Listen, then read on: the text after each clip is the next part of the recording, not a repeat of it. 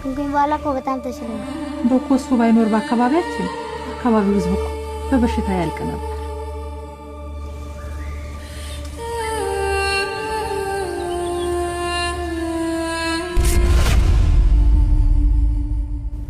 የሆነ ልክ ያልሆነ ነገር አለ።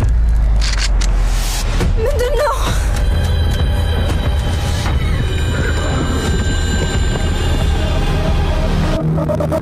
ይህ አካባቢ በተለያዩ የተፈጥሮ ሀብቶች የበለጸገ ምን ያህል ብቻቸውን በሚያሳስቡ ሰዎች እርስ በርስ ያባሉን ጀመረች።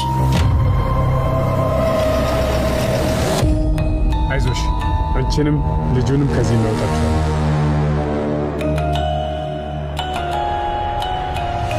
አሁን በቂ ሀብት የምናፈራበት ጊዜ መጀመር ትችላለህ።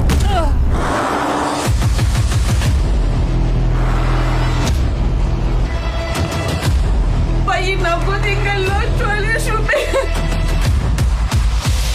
ወጣቶቹን እየሰበሰባችሁ ብር እየሰጣችሁ አደረጋችሁ።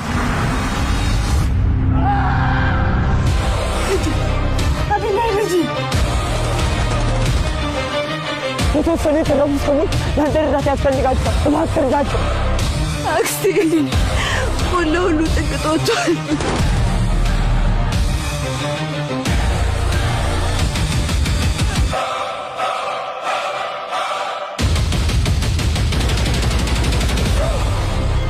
ይህ ሚስጥር ለሰፈራ ሰው እስኪደርስ ድረስ እንደ ነብስ ጠብቀ ያዘው።